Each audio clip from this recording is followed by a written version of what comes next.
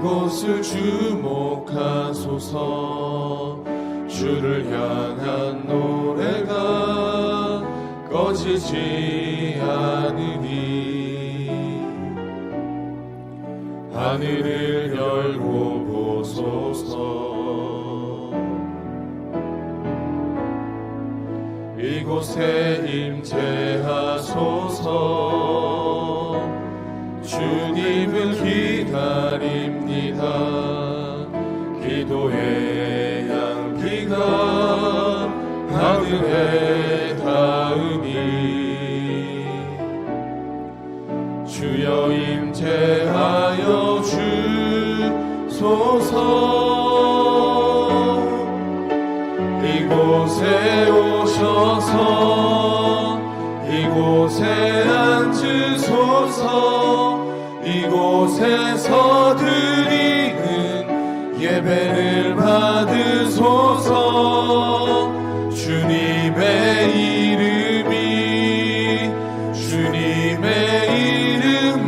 이름만이 오직 주의 이름만 이곳에 있습니다.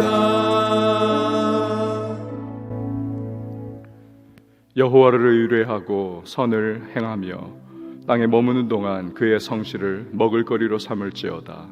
또 여호와를 기뻐하라. 그가 내 마음의 소원을 내게 이루어 주시리로다. 내 길을 여호와께 맡기라. 그를 의지하면 그가 이루시고 내 의를 빛같이 나타내시며 내 공의를 정오의 빛같이 하시리로다. 아멘. 사도신경으로 우리의 흔들리지 않는 신앙을 고백합니다. 전능하사 천지를 만드신 하나님 아버지를 내가 믿사오며 그 외아들 우리 주 예수 그리스도를 믿사오니 이는 성령으로 잉태하사 동정녀 마리아에게 나시고 본디오 빌라도에게 고난을 받으사 십자가에 못 박혀 죽으시고 장사한 지 사흘 만에 죽은 자 가운데서 다시 살아나시며 하늘에 오르사 전능하신 하나님 우편에 앉아 계시다가 저리로서 산자와 죽은 자를 심판하러 오시리라.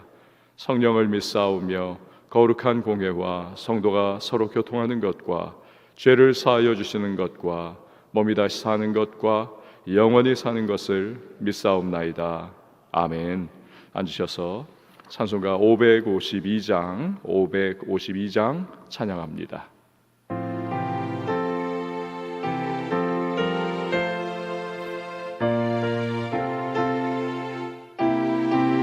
552장 아침에 가도들 때 만물 신선하여라.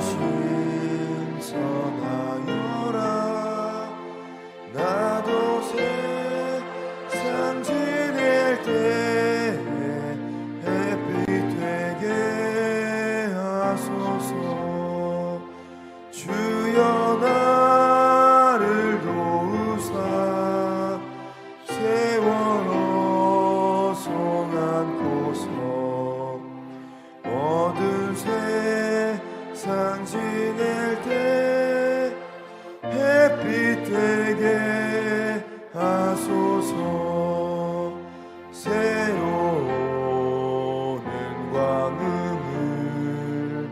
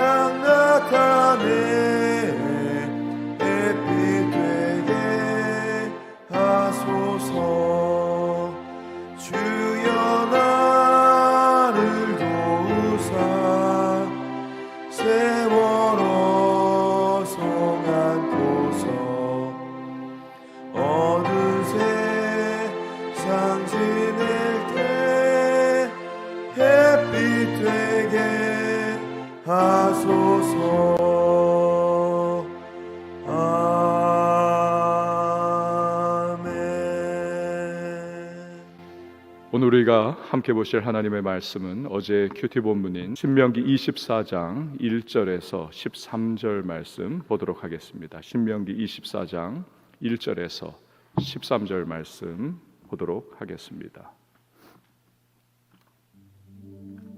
우리 한 절씩 신명기 24장 1절에서 13절 교독하도록 하겠습니다. 사람이 아내를 맞이하여 데려온 후에 그에게 수치되는 일이 있음을 발견하고 그를 기뻐하지 아니하면 이혼 증서를 써서 그의 손에 주고 그를 자기 집에서 내보낼 것이요 그 여자는 그의 집에서 나가서 다른 사람의 아내가 되려니와 그의 둘째 남편도 그를 미워하여 이혼 증서를 써서 그의 손에 주고 그를 자기 집에서 내보냈거나 또는 그를 아내로 맞이한 둘째 남편이 죽었다 하자 그 여자는 이미 몸을 더럽혔은즉 그를 내보낸 전 남편이 그를 다시 아내로 맞이하지 말지니 이 일은 여호와 앞에 가증한 것이라. 너는 내 하나님 여호와께서 내게 기업으로 주시는 땅을 범죄하지 말지니라. 사람이 새로이 아내를 맞이하였으면 그를 군대로 내보내지 말 것이요 아무 직무도 그에게 맡기지 말 것이며 그는 1년 동안 한가하게 집에 있으면서 그가 맞이한 아내를 즐겁게 할지니라. 사람이 맷돌이나 그 윗짝을 전당 잡지 말지니 이는 그 생명을 전당 잡음이니라. 사람이 자기 형제 곧 이스라엘 자손 중 한 사람을 유인하여 종으로 삼거나 판 것이 발견되면 그 유인한 자를 죽일지니 이같이 하여 너희 중에서 악을 제할지니라.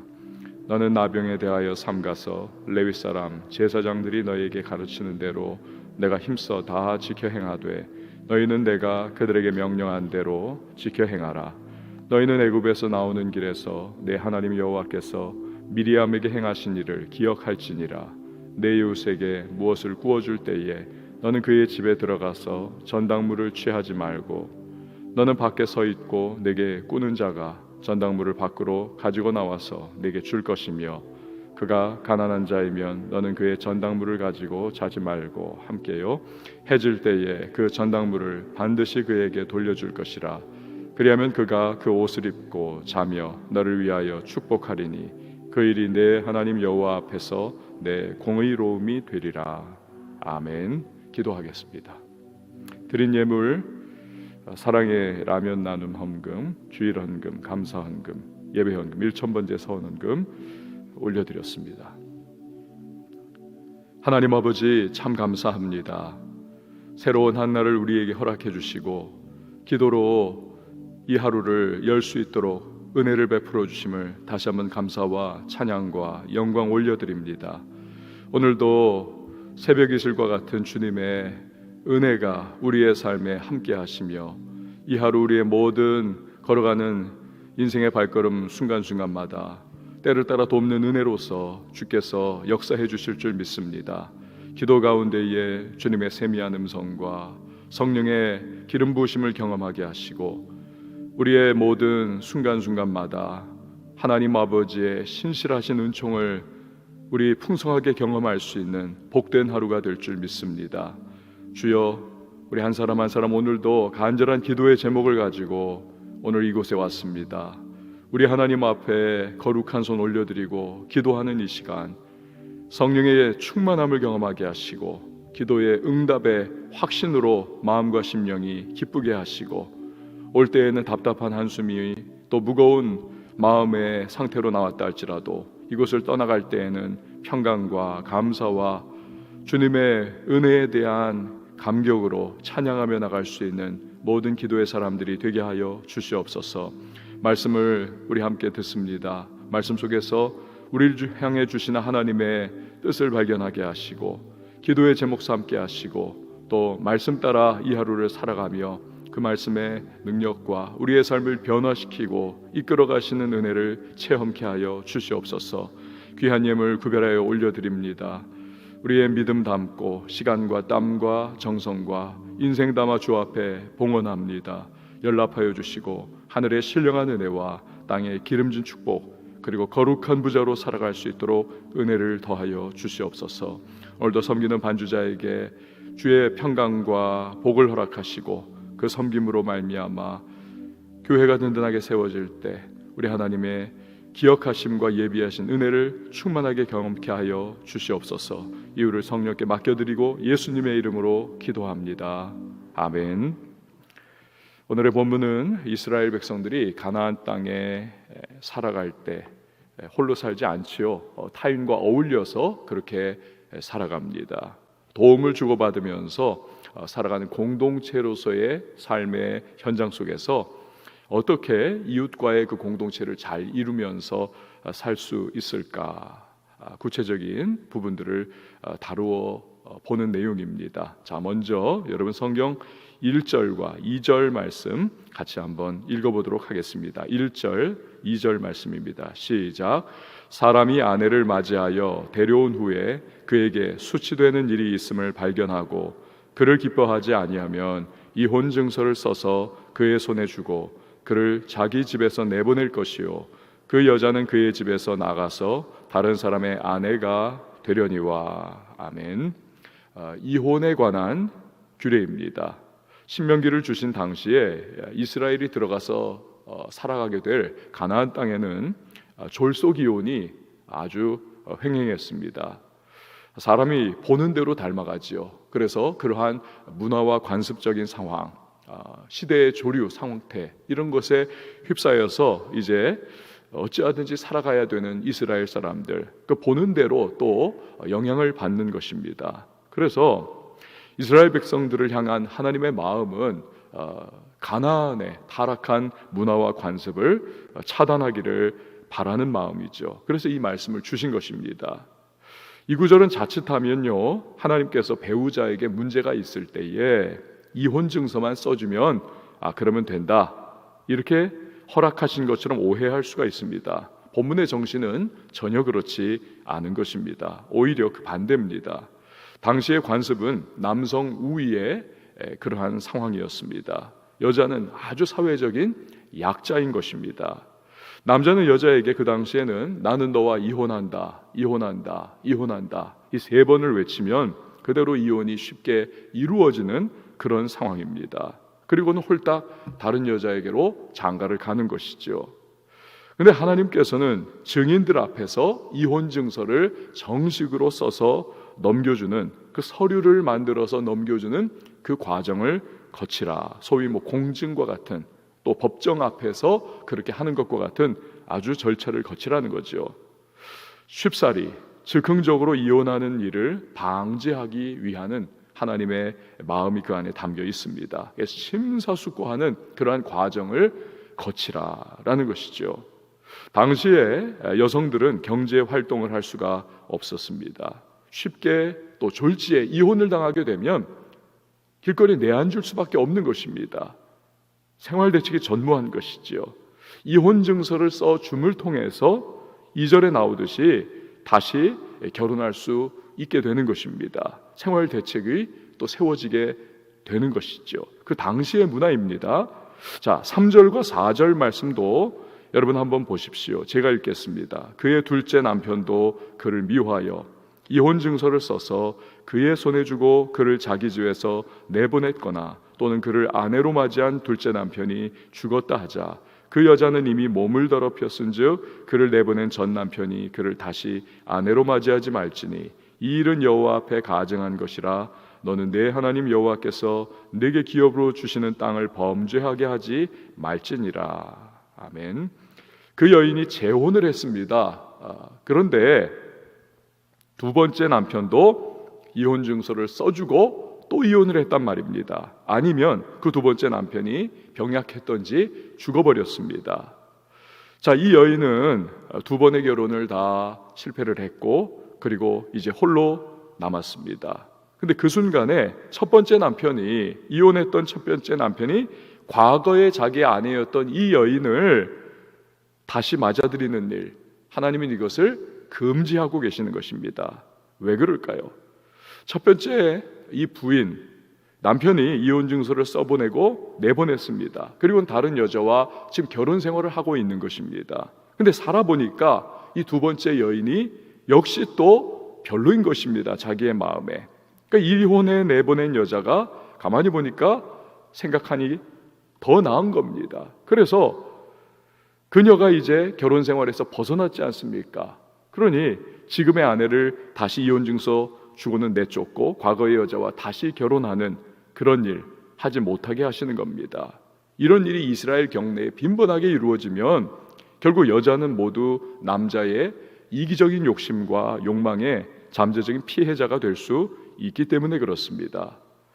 여러분, 이처럼 하나님께서는 당시 아주 남성 중심의 사회에서 약자로 고통받기 일쑤였던 이 여성의 사회적인 권익과 인권을 보호하시려는 마음을 이 말씀 통해서 보여주고 계십니다. 사회의 절반이 여성인데 그런 여성들이 불행하다면, 또 그들이 자녀들의 어머니들인데 그렇다면 이 사회가 건강할 수가 결코 없는 것이죠. 결국 모두의 불행이 찾아오는 셈입니다. 그렇기 때문에 하나님께서는 여성과 아울러 이스라엘 공동체의 행복을 위해서 이 가정의 행복을 도모할 것을 말씀하고 계시는 것입니다. 5절 말씀도 그런 연장선 위에서 주신 말씀입니다. 5절 말씀을 한번 보시기를 바랍니다. 함께 읽습니다. 시작. 사람이 새로이 아내를 맞이하였으면 그를 군대로 내보내지 말 것이요 아무 직무도 그에게 맡기지 말 것이며 그는 1년 동안 한가하게 집에 있으면서 그가 맞이한 아내를 즐겁게 할지니라. 아멘. 이 말씀을 당시에는 문자적으로도 그대로 시행을 했습니다. 오늘날의 사회구조 상에 있어서는 이 문자 그대로 시행할 수는 없는 거죠. 제가 그 목격자입니다. 군대 가기 전에 결혼을 했습니다. 그러면서 마음속으로 하나님, 이 구절 떠올리면서 신혼이잖아요. 군대 안 가는 거 아닌가요? 그 생각을 했는데 징집 영장이 나왔습니다. 새벽 4시가 되면은 어디선가 여인이 막 흐느껴 우는 소리가 어디서 들려와요. 귀신인가 했는데 옆에 보니까 제 아내가 침대에 걸터 앉아가지고 울고 있는 겁니다. 새벽 4시마다. 여러분, 이 5절 말씀을 지금의 상황 속에서 문자적으로 적용하면 안 되는 것입니다. 이 5절 여러분, 말씀의 정신이 무엇입니까? 그 정신을 우리의 가정 이 속에서 적용하라는 것이지요. 하나님의 백성의 가정은 반드시 서로를 위해주고 그리고 우선해주고 책임지고 또 행복이 넘치는 곳이 되어야 한다는 것입니다. 가정이 많이 깨지고 있습니다. 성도의 가정도 불신자의 가정과 같이 같은 비율로 그렇게 파괴되고 있는 오늘의 통계입니다. 가정이 갈등합니다. 혼란이 가득합니다. 마귀는 하나님의 백성들의 가정이 깨지는 것을 그것을 원하지요. 믿음의 후손들이 이어져 내리는 것을 막아가고 있는 것입니다. 그렇기 때문에 이럴 때일수록 성도의 가정은 하나님을 주인으로 모시고 서로를 위하고 행복한 가정을 세워 나가야만 하는 것입니다. 그럴 때 세상은 성도의 구별된 가정의 모습을 바라보면서 복음의 능력이 사람들의 삶을 실제적으로 구체적으로 어떻게 세워 나가는 것, 이것을 목격하게 되는 것입니다. 그러니까 복음의 능력을 이 시대와 주변에 흘러보내라. 이것이 하나님의 이 본문의 말씀을 중심으로 한 우리를 향하신 뜻인 것이지요. 자, 이제 6절 말씀을 한번 보시기를 바랍니다. 6절에 보니까 사람이 맷돌이나 그 윗짝을 전당 잡지 말지니 이는 그 생명을 전당 잡음이니라. 이 담보물에 관한 규례의 말씀입니다. 담보물이죠. 구약시대 이스라엘 백성들은 곡식을 맷돌에 갈았습니다. 맷돌에 다 갈아가지고 가루를 내서 그것을 가지고 뭐 부쳐 먹든지 하여튼 반죽을 만들어 가지고 그렇게 전병과 같이 기본적인 식습관을 가지고 있었습니다. 이 맷돌이라고 하는 것은 가정에 있어서 없어서는 안 되는 생활 필수 품목이었습니다. 그래서 아무리 돈을 돌려받아야 한다고 해도 이 맷돌, 이것을 담보물로 빼앗아 가면 남의 가장 기본적인 생활권을 찬탈해버리는 악행이 된다는 것이죠. 이것은 본문의 10절에서 13절 말씀에도 보면 반복이 되는 개념인 것입니다. 10절에서 13절 말씀을 보니까 내 이웃에게 무엇을 구워줄 때에 너는 그의 집에 들어가서 전당물을 취하지 말고 너는 밖에 서 있고 내게 꾸는 자가 전당물을 밖으로 가지고 나와서 내게 줄 것이며 그가 가난한 자이면 너는 그의 전당물을 가지고 자지 말고 해질 때에 그 전당물을 반드시 그에게 돌려줄 것이라. 그리하면 그가, 전당물이 뭐예요? 그 옷이라는 겁니다. 그 옷을 입고 자며 너를 위하여 축복하리니 그 일이 내 하나님 여호와 앞에서 내 공의로움이 되리라. 그러니까 채권자가 채무자에게 빼앗아간 옷이라고 하는 전당물이죠. 당시의 옷은 의복의 기능과 아울러서 이불의 기능을 또한 가지고 있었습니다. 밤이 되면 이 팔레스타인 지역이 영하로 떨어집니다. 낮에는 이글이글하지 않습니까? 밤에는 일교차가 너무나 심한, 그렇기 때문에 이 가나안 지역 옷이 필수 불가결, 이걸 덮고 자야만 하는 것입니다. 이걸 뺏어가지 말고 꼭 밤에까지는 돌려줄 것을 명령을 하고 계십니다. 자, 그러면 맷돌이나 옷을 다 돌려주면 내 돈은 어떻게 돌려받습니까? 그러니까 채무자가 이 규례를 악용을 해가지고 돈을 안 돌려줄 위험도 있지 않겠습니까? 하지만 하나님께서는 아까 우리가 읽은 13절 말씀에서 이렇게 강조를 하고 계십니다. 의역을 해봅니다. 채무자가 채권자 너의 선한 행동에 고마워해서 축복하는 마음을 갖지 않겠느냐? 그러면 내가 너에게 복을 줄 거야. 이게 하나님의 마음인 것입니다. 하나님이 갚아주실 것을 믿으라는 겁니다. 그리고 네가 마땅히 해야 할 선을 행하라 말씀하고 계시는 겁니다. 여러분, 우리들 성도가 남에게 마땅히 무언가 주장하고 내세울 권리가 있음에도 불구하고 하나님을 생각하면서 그 권리를 내려놓는 경우가 있습니다. 바울도 그런 말씀을 한 적이 있죠. 고린도전서 9장에 보면 자기가 마땅히 복음을 전하는 대가로 먹을 것과 입을 것을 요구할 수 있는 권리가 있습니다. 베드로 사도 같은 경우는 아내까지 데리고 다니면서 순회 전도하고 복음 전하는 그러한 모습을 그 당시에 보이고 있었습니다. 나도 그렇게 할 수 있는 권한이 내가 있다라고 말씀을 바울은 하고 있습니다. 하지만 그럼에도 불구하고 스스로 천막 만드는 일을 하면서 땀 흘려서 수고하고 복음 전하고 있는 자비량 선교하는 바울의 모습입니다. 왜 그렇게 하고 있었을까요? 바울은 경기장에서 다름박질하는 선수가 우승의 그 월계관을 쓰기 위해서 절제하는 것을 말씀을 하고 있습니다. 그 이미지를 그는 늘 마음속에 심상을 가지고 있는 것입니다. 나 지금 달려가는 길이다. 하나님의 영광스러운 천국의 상급을 내가 얻기를 원한다. 그렇게 내가 누릴 수 있는 것이지만 내가 내려놓는다, 절제한다. 이것이 바울의 마음이었던 겁니다. 하나님이 알아주신다는 겁니다. 반드시 갚아주신다는 것입니다. 썩지 않을 복과 상급을 주실 것을 기대하고 그는 믿고 있는 것입니다. 우리도 마찬가지입니다. 누군가에게 그 사람이 나에게 행한 대로 갚아줄 수 있습니다. 그 사람이 나에게 억울하게 한 대로 나도 그대로 갚아줄 수가 있습니다. 참는 것입니다. 보복하지 않습니다. 갚아주지 않습니다. 그때 하나님께서 우리를 기억해 주시는 것입니다.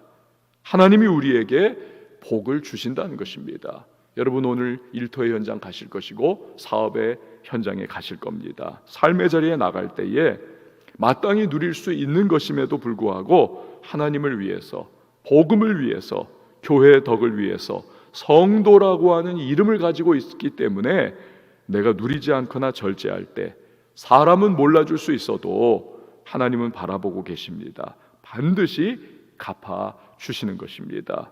성도는 그것을 믿는 사람인 것입니다.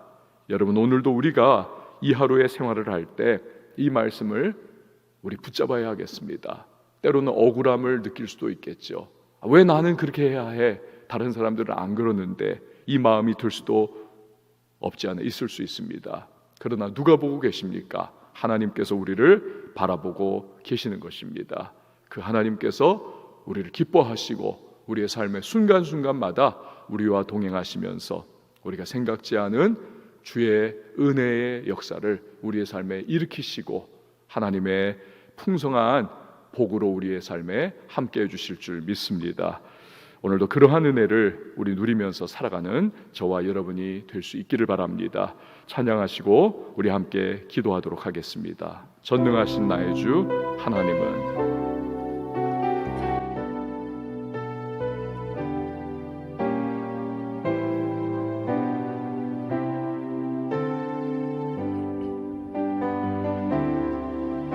전능하신 나의 주 하나님은 능치 못하실 일 전혀 없네. 우리의 모든 간구도 우리의 모든 생각도 우리의 모든 생각도 우리의 모든 꿈과 모든 소망도 신실하신 나의 주 하나님은 우리의 모든 괴로움 바꿀 수 있네. 불가능한 일 행하시고 죽은 자를 일으키시니 그를 이길 자 아무도 없네. 주의 말씀 의지하여 깊은 곳에 금을 던져 오늘 그가 놀라운 일을 이루시는 것 보라. 주의 말씀 의지하여 믿음으로 금을 던져 믿는 자에게 능치 주의 말씀 의지하여 깊은 곳에 금을 던져 주의 말씀 의지하여 깊은 곳에 금을 던져 오늘 그가 놀라운 일을 이루시는 것 보라. 주의 말씀 의지하여 믿음으로 금을 던져 믿는 자에게 능치 못함오네. 사랑하는 여러분, 이 시간에 우리가 주님 앞에 기도하며 나갈 때에 오늘 주신 말씀 주님의 그 우리를 향하신 마음을 우리 붙잡고 기도하며 나가기를 원합니다. 결혼하셨습니까? 배우자를 정말 귀하게 여기고 세상과는 다른 주님 안에서 감사와 기쁨과 행복이 있는 그런 가정이 되게 하여 주옵소서. 또 내가 섬기는 심령으로 그렇게 먼저 위하고 또 기도하며 실행해 나가는 그러한 성도의 가정을 일구어 나갈 수 있도록 이 시간 도와달라고 기도하시고요. 미혼이십니까? 그런 가정을 이룰 수 있도록 우리 하나님의 은혜 가운데에 또 귀한 믿음의 배우자를 위하여 여러분 기도하시기 바랍니다. 마땅히 누릴 수 있습니다. 주장할 수 있는 것입니다. 하지만 주님을 위해서 내려놓을 때가 있습니다. 주의 영광을 위하여 우리가 주장하지 않을 때가 있습니다. 그것을 실천할 수 있는 하나님의 사람 되게 하시고 또한 때를 따라 돕는 주님의 은혜 가운데에 주여 나아갈 수 있도록 도와달라고 오늘의 모든 삶의 현장 속에서 주의 말씀을 나의 삶에 실천하며 살아갈 수 있는 하나님의 사람 될 수 있도록 도와달라고. 그것은 또한 성령의 능력과 도우심으로 가능한 것인데 기름 부으심과 충만한 은혜를 달라고 이 시간에 우리 간절하게 기도하겠습니다. 우리 교회를 위해서 기도해 주시고요, 선교사님들과 또 코로나19의 종식을 위해서 기도해 주시고 다음 세대 부흥을 위하여, 나라를 위하여, 우리 민족을 위하여서 우리 한번 두 손을 높이 들고 주님의 이름 3번 외치고 기도합니다.